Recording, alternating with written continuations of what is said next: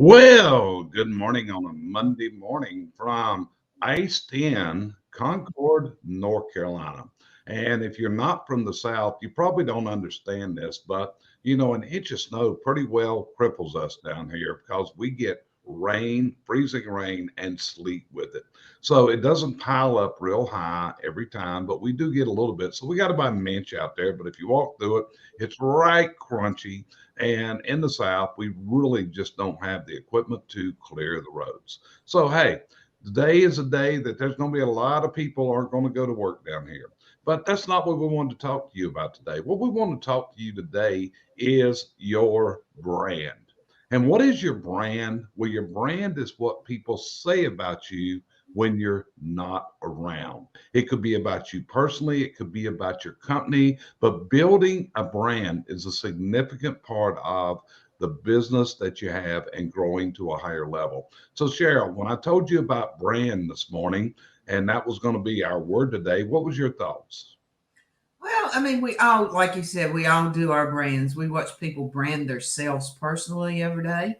We watch them brand their business. And the thing about it is, like you said, it's what people say about you, but not to you, basically behind your back. And that's where you get it. It'd be nice to be one of those hidden bosses or whatever the name is of some of the shows you like, and just see what people said about your brand.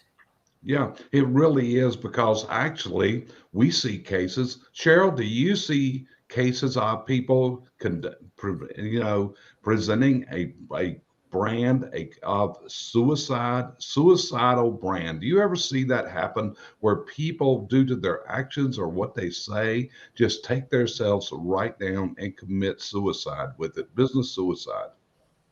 Honestly, yes. Actually, just in the past, we've been watching one. It seems like when someone starts business suicide, they just don't know when to get off the boat and just stop, revamp, and go back in and build it back. Correct. And that's one of the challenges that you have today facing business because in the world of home services, there's a big demand. And being able to satisfy that demand in a timely manner is extremely difficult. And this doesn't help build your brand. It's kind of like a restaurant, Cheryl, that you want to go to and you can't get reservations for months. You ever go through that? Yes, this past weekend, we've been trying to get one. We had a friend give us a gift certificate a while back, and we have tried for almost a month and a half to get a reservation. And you finally got one last Saturday.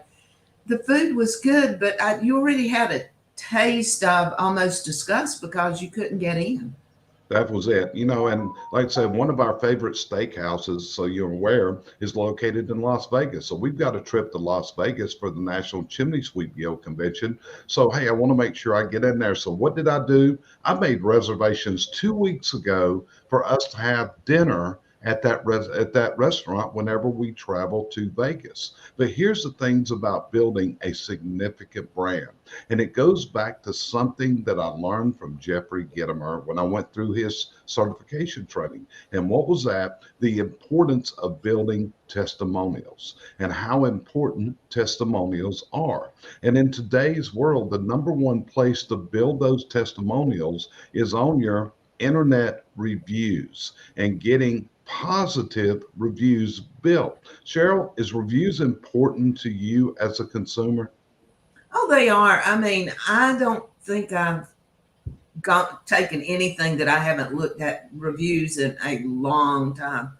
And does it make me make a decision? Yeah, let me see enough bad ones and I'll skip right over you regardless of how much I thought I wanted to hire this person or go to this place. Right. One of our mentors, our coaches, and one of the presenters at the Success Summit on February 7th is Scott McCain.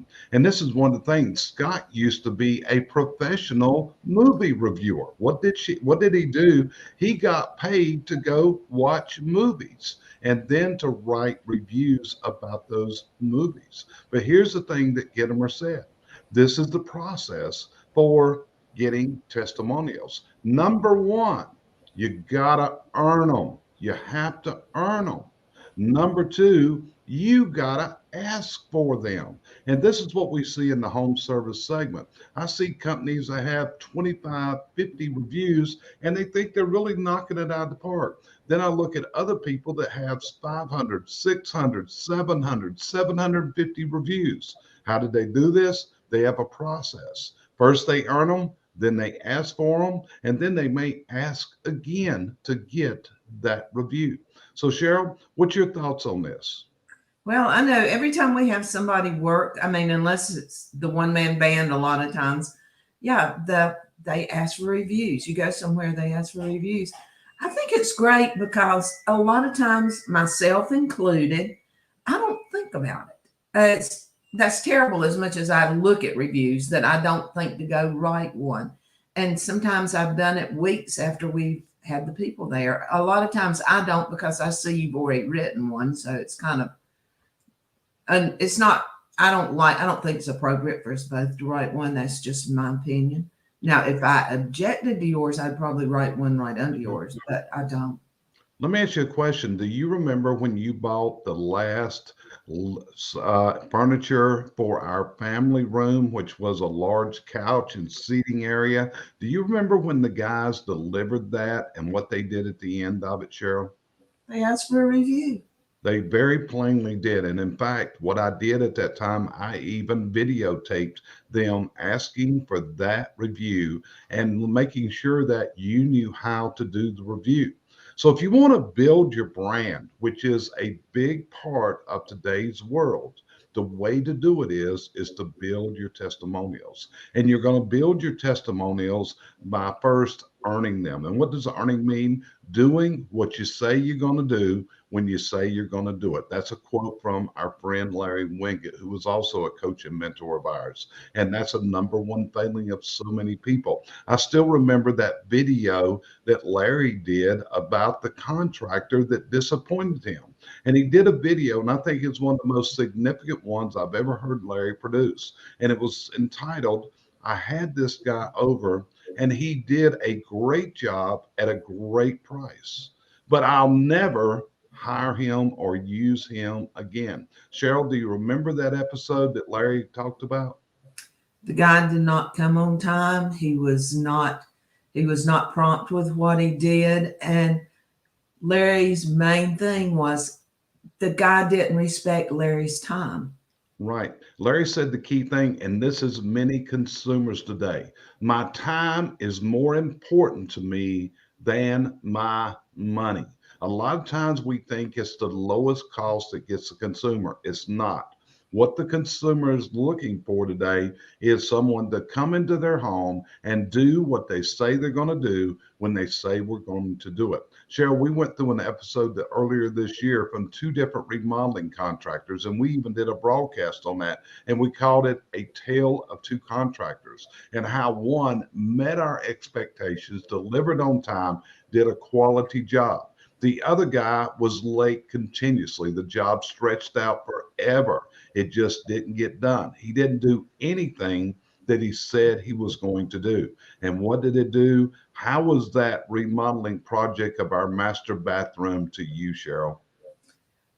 A disaster. I mean, it turned out well, but I had to actually throw the GC off my property, told him not to return. And then we hired the people that were working there and finished the job, or I would have never gotten it done. It's just, it put a total taste in my mouth. From now on, we will go for somebody that has a better reputation. We didn't check his. Our problem was the one that we wanted to do it was so far behind, and we had to tear it up because there was damage going on. And so we made a bad choice.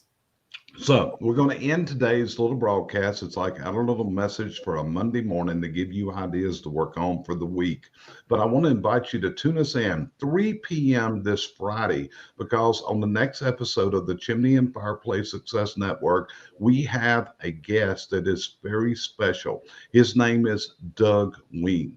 And his father was Howling, that invented and took to market the Little Giant Ladder Company.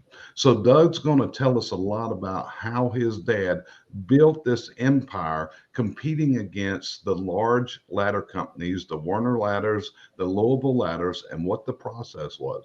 So anyway, we appreciate you being with us today, and we look forward to seeing you on Friday, 3 p.m. Eastern Time for the next broadcast of the Chimney and Fireplace Success Network. And here's the thing. You see our email addresses on the screen right now. If we can help you get through the challenges of today's world, if we can help you steer the business to where you want it to go, the port you want it to land in, then we invite you to reach out to us at any time. We'd love to have a conversation with you and see if our processes may just be the ones that you need. We've helped countless other people, and we look forward to talking to you. And with that, we'll see you next time on our next broadcast.